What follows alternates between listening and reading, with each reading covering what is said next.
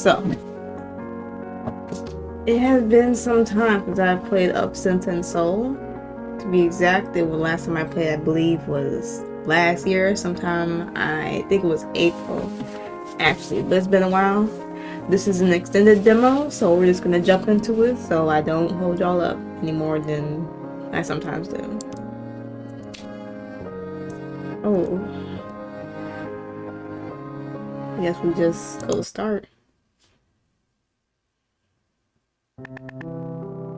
This is a story about moments in lives lost to time.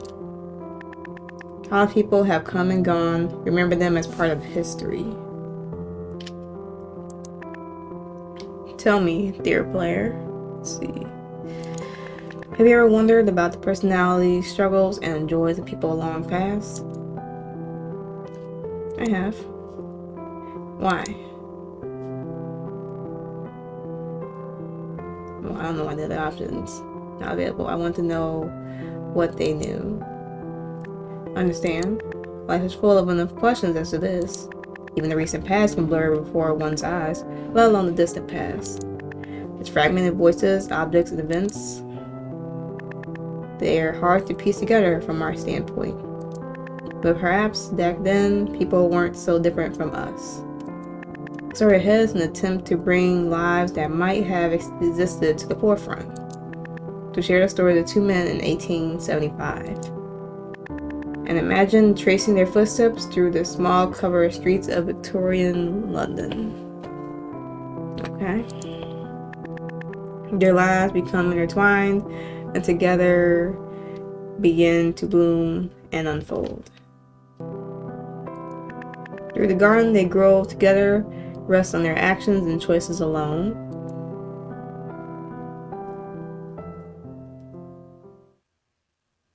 No one person can tell how their story will end, and yet we regret the decisions we make once we follow them to their conclusion. Another life story is in your hands now.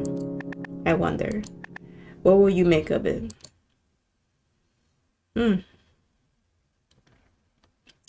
We will see. Now then, let's see how we might go about setting the scene. Yesterday evening, a quiet neighborhood was shocked by scandalous reports that one of its residents was engaged in a most surprising endeavor. Residents were left to question whether they truly understood their fellow man at all. Even these ordinary little scandals can have a bit of the poetic in them if one only knows where to look.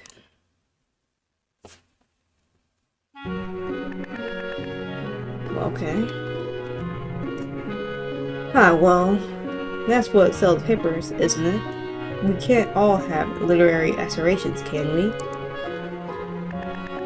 No, not all of us can be Mr. Brooks. Any more of him, and this place would turn bohemian overnight. Isn't that so, Mr. Brooks? Eyewitnesses reported that Miss Carstairs' account was Mr. Brooks. In the interest of and preserving the public decency, Brooks. We at the Daily Creed can only caution our readership insofar as Brooks. Lost on the page again, hey? Oh, I'm sorry, gentlemen. Were you saying something? Oh, you just proved my point, Brooks. That's all. Well, I'd best be getting home. My wife will be wondering after me before long. Well, good evening, boys. And Mr. Brooks, try not to get so drawn into that, in that you forget to go home yourself. Okay, don't worry about me. I'll be along shortly. I just wanted to finish this article, and then, he's left. In fact, most of my other coworkers have, too. Not unusual for Saturday, but they home for the evening then, I suppose. If I leave now, I can even stop by the library on my way. Why not? I departed from an almost empty office, my bag tucked under my arm.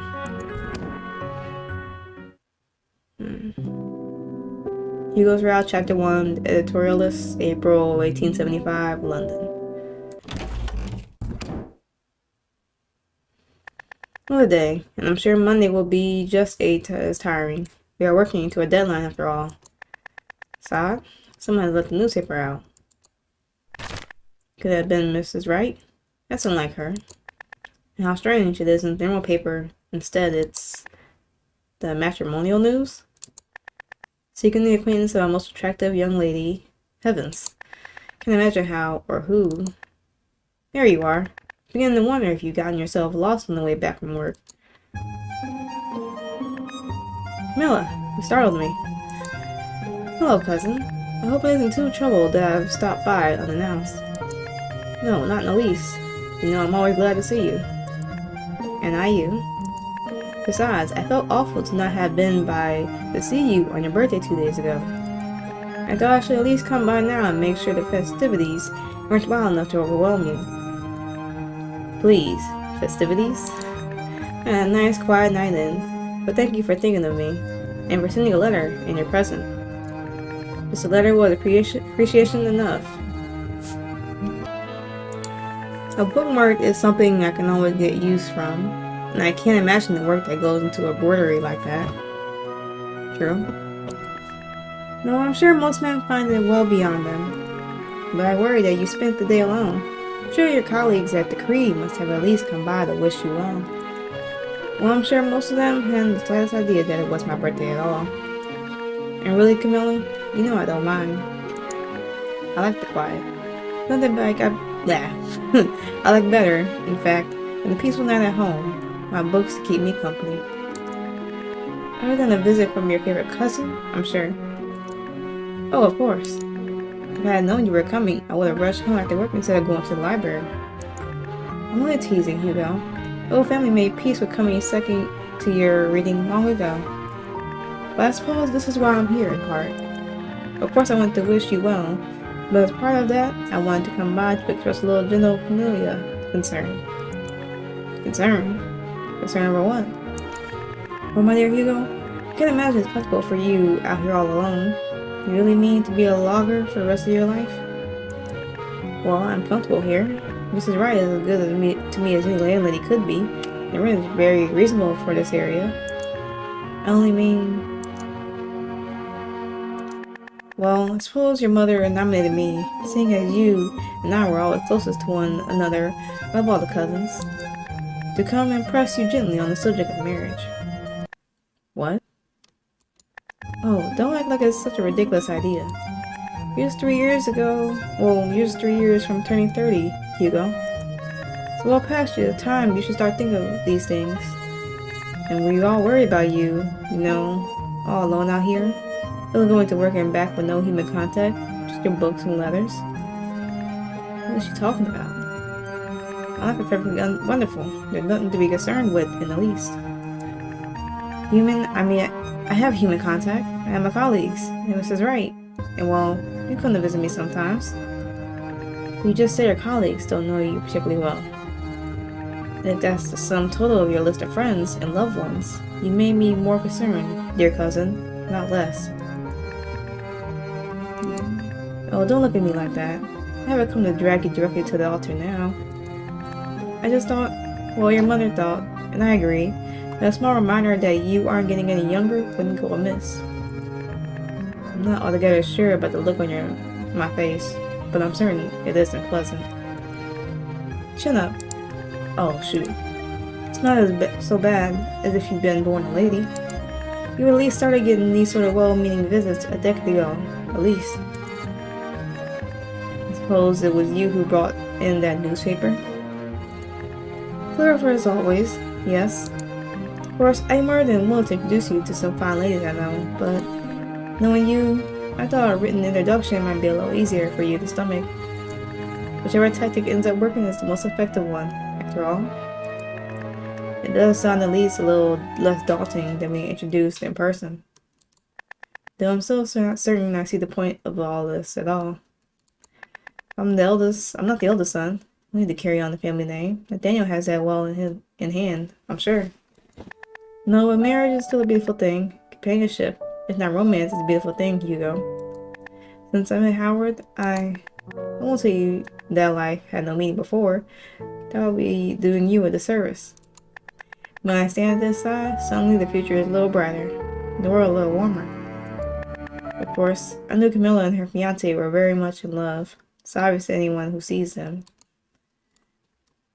But hearing her speak of it in these terms is new, and they're striking. Let her sigh and take a moment to collect herself. When she speaks again, her tone's a bit more level than before.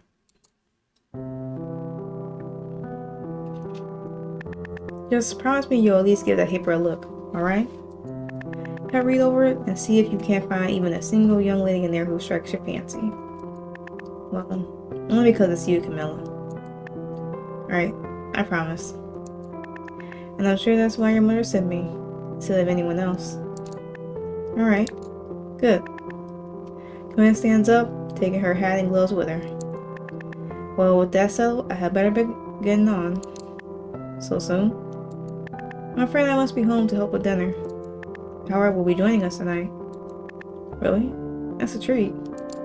Yes, he had business nearby this afternoon and promised to make an appearance. But I'll pass by your parents' house on the way. I'm sure your mother will be wanting an update. Hopefully my word will keep her mind at ease for a good long while and give you as much time as you need to determine the course of action. Just as long as there is a course of action. Thank you, Camilla. It was nice to see you, truly. Even if you came bearing this. You as well, dear cousin. Good night.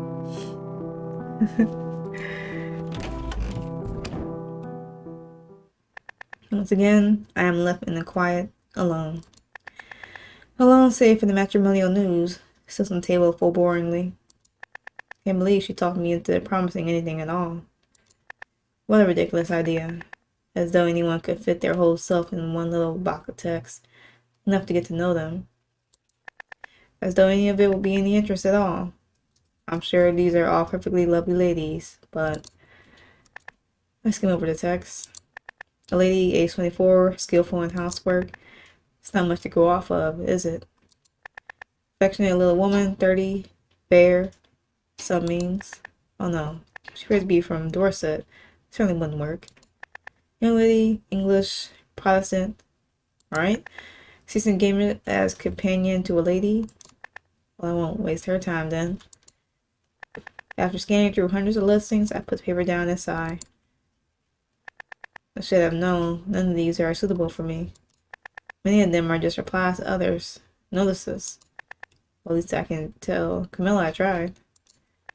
Only one more, then I can truthfully say I read through them and found none of interest. Let's see. SC, age 25, good appearance and position, seeks to open correspondence with a gentleman of an artistic nature and manner akin to the advertiser's own, with a view to future happiness. Editor has address. Well, I suppose poetry is among the highest forms of art, is it? Isn't it? I have to say, I truly didn't expect any of them to be quite so. I suppose it wouldn't hurt to respond, would it? Sure, the lady won't write back, but then at least I can tell Camilla I've truly tried my best. No one could fault me for that. I'll just write her one letter, and that will be all of it. All I hear of it, I'm sure. What if she were to write back? I don't suppose I can risk that. Camilla and mother can fuss all they like, and I'm perfectly happy, and haven't the time to find a wife. If I ever wish to be taken seriously as a writer.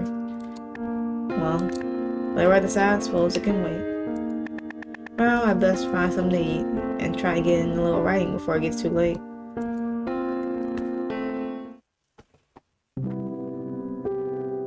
Okay, 2 days later. I stand at the door with my letter to Miss S.C. in hand. Read over so many times in the past day that the words no longer feel real. Though given my penmanship, they might as well not be real. Hope she can make out my handwriting. I really can't believe I'm doing this. Shouldn't be doing this. Oh, Camilla, if you were my favorite cousin, I dare say I would be very put out with you right now. There's no crease in the paper from my absent-minded fiddling. I smoothed it out with a sigh and slipped it back into the envelope. Well, no use in more time dithering. I'll put it in with the warning post, and that will be the last I hear of it, I'm sure. After all, I'm certain that no sensible young lady will write back to me. Goodness, is that the time? Better be on my way. I do still have that article to finish.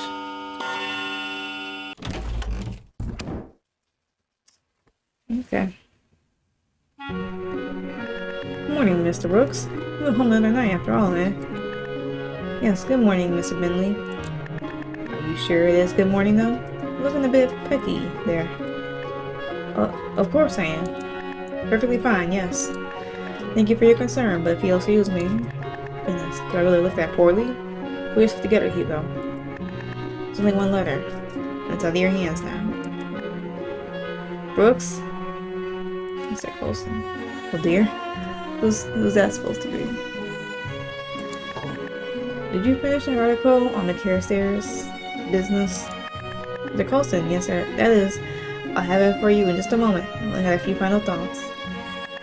This isn't the offshore press, Brooks. It just has to sell papers, not win any blasted awards. Get it to me now, or better yet, 5 minutes ago. Yes sir, of course. He's in a bit of a temper.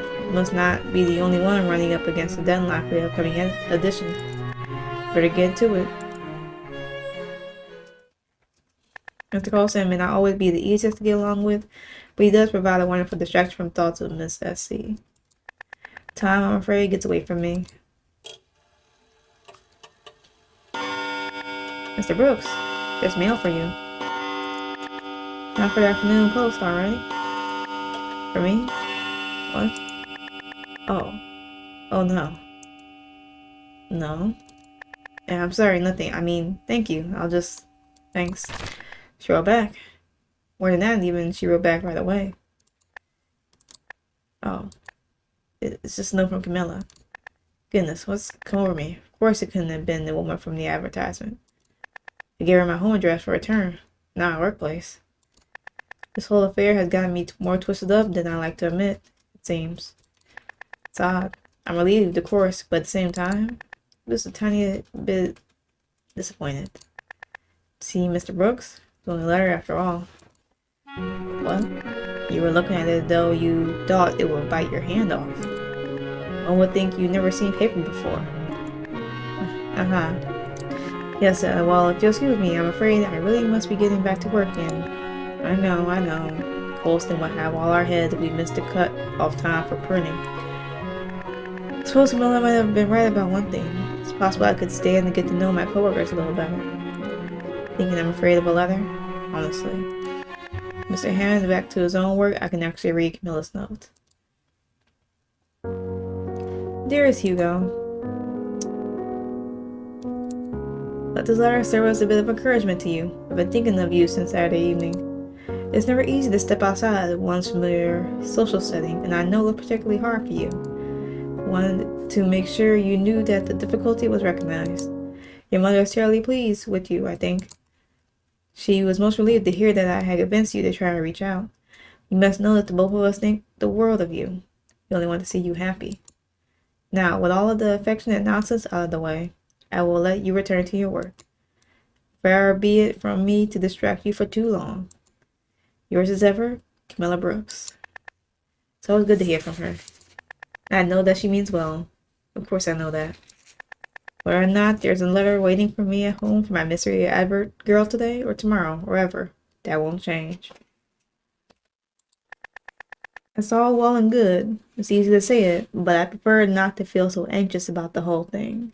I suppose there's no sense in worrying, but that doesn't make it any easier not to worry. Brooks? Oh shoot.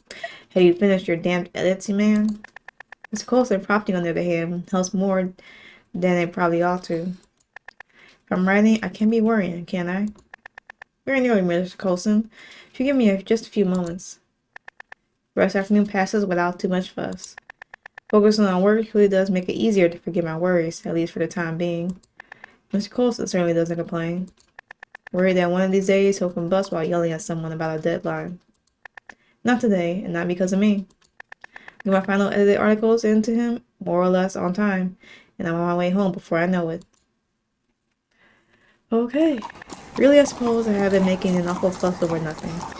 What a preposterous thing to be upset about. I'm sure I gave some poor girl a good laugh, that's all. Besides which, It is, after all, only one letter, and I'm under no obligation to do anything more. And furthermore,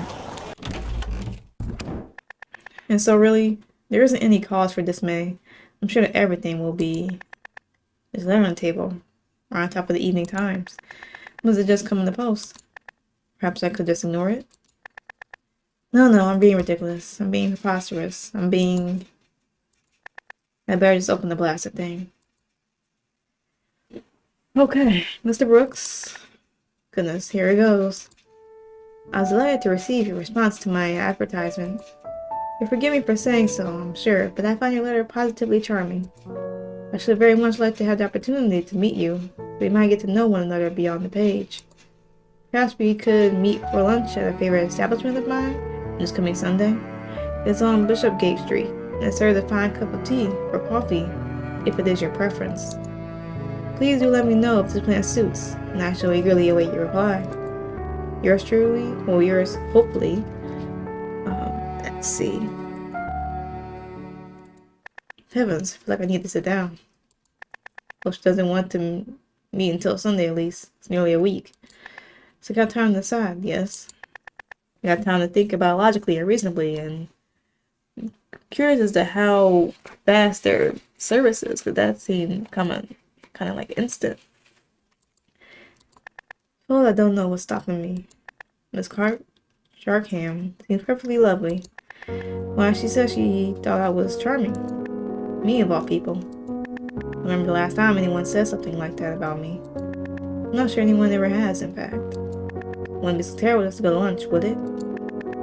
Whatever am I so afraid of? I'll write her after dinner. Put it in the Morning Post. Maybe Afternoon Post. I'm not sure I should look too eager.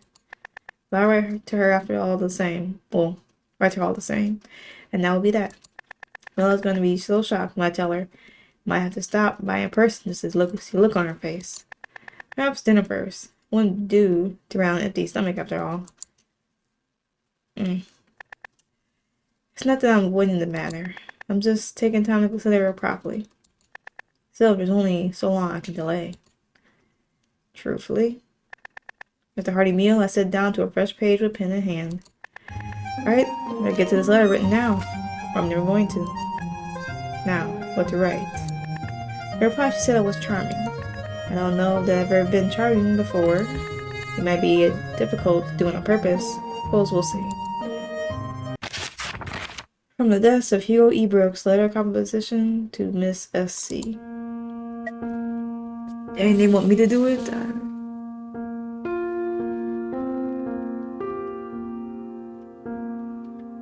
Let's see. I feel like the top one is really like overdoing it a bit, because it's, the most lovely and charming Miss Charkham. They could have possibly be happier than receive a response. It does come off a little, slightly desperate. Second one seems too short, but the third one could be just right. You don't want to start off too strong. You don't want to be too short with it. There, I'm only realizing that my hand may be a bit coarse for this application. I do hope she can still tell that it's meant to be a miss and not a tangled ball of string. Well, any road, there's not much I can do about it, but keep going. Next should be look forward to meeting you as soon as I can possibly manage. Sunday is far too distant. I might see you tomorrow. That is entirely too forward. Will you please accept your offer and wait for the details so that we can meet? Honored by your swift reply. Your proposal suits me very well. I really look forward to making your acquaintance. Yeah. Confirm. Yeah, we did it. I'll have to do it, I hope. Certainly wouldn't want to overdo it. She liked my letter first. Well enough, she also liked this one as well. And I've certainly spent enough of my evening dithering over correspondence. I can worry about this again whenever it's closer to Sunday, I'm sure. Yep. Yes, of course. Oh, chapter 2, the actor? Okay. Stop. Title. Yeah. We save. Title. Extended demo. So that was chapter 1. Hugo's route. Chapter 2, we will go to Seamus, which I believe is the man on the left, with the blue necktie, I'll say. So that is Of Sense and Soul. This is part 2, chapter 1 for Hugo's route. Hopefully y'all enjoyed this visual novel so far.